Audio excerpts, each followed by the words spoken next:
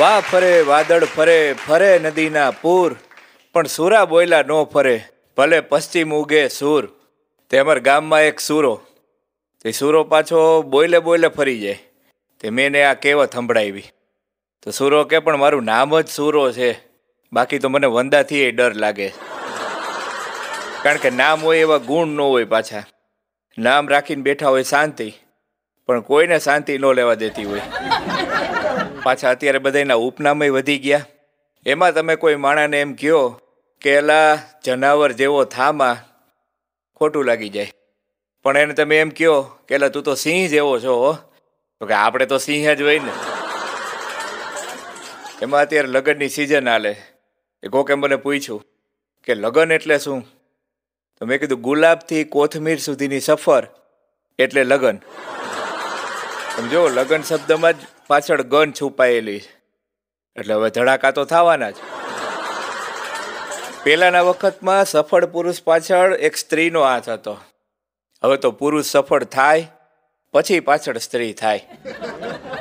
એક પતિ અને પત્નીને કહે કે ડોક્ટરને બતાવવા ગયો હતો, તેને કીધું છે કે પોતા માટે સમય કાઢજો. તો ઓલી કે ખાલી પોતા માટે શું કામ? વાસણ માટે, કપડાં માટે અને હંજવરી માટે સમય કાઢો તો તમારા જીવનમાં શાંતિ આવશે. અને વાતય સાચી. પતિ જો શાંતિથી બેઠો હોય એ પત્ની જોઈ જ ન શકે ને. એને એમ થાય કે આ મારો બેટો શાંતિથી કેમ બેઠો છે. ડોક્ટર પતિને કહે કેમ છે બેનની તબિયત આજે? ઓલો કે આજ થોડુંક સારું લાગે છે. એમ તો સવારે મારી યારે થોડુંક બાજીએ લીધું. હા, બાજે એટલે ખબર પડી જાય કે હવે એના કાંઈ વાંધો નથી.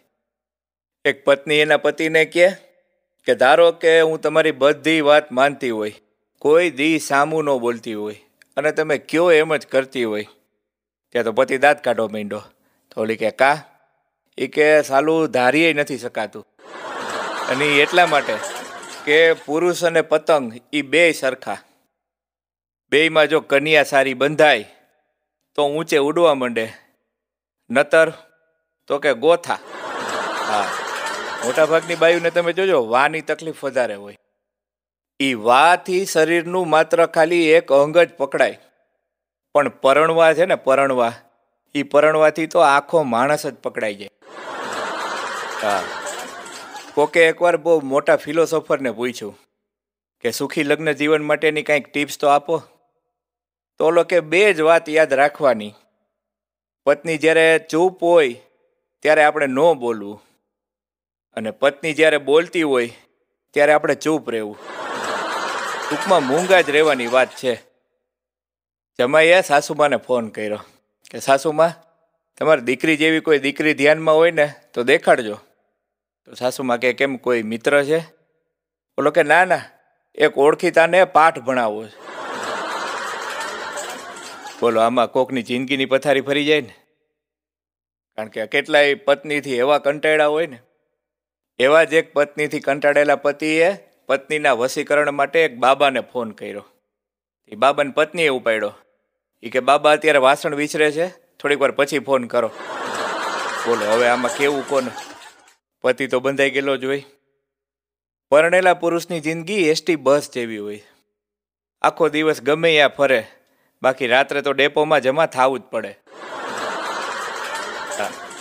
પતિ આરામથી એના પત્નીના ખોળામાં માથું રાખીને સૂતો હતો.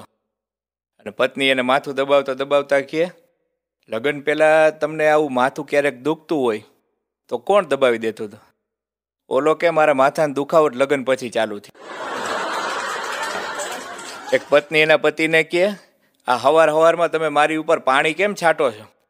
ઓલો કે તાર પપ્પાએ જ કીધું તું કે મારી ફૂલ જેવી દીકરી છે, એ લંઘાઈ ન જાય એનું ધ્યાન રાખજો, એટલે તો છાંટું છે. હા, અને વાત એ સાચી ને, લંઘાવા દેવાય નહીં ને. એક પતિ એની પત્નીને કહે, યાર કાંઈ સૂઝતું નથી. તો ઓલી કે લાવો ને સોજાડી દઉં. એક ચડાવી દીધી, ઓલાની બે આંખો હોજી ગઈ. ઓલો કે મગજમાં કાંઈ નથી હૂજતું એમ વાત કરતો હતો.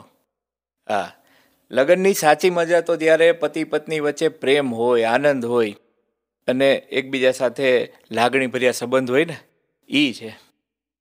પણ મોટા ભાગે એવું થતું હોય છે કે જ્યારે પત્ની ખુશ થાય ત્યારે એ જોઈને પતિ પણ ખુશ થાય કે વાહ, આજે મારી પત્ની ખુશ છે.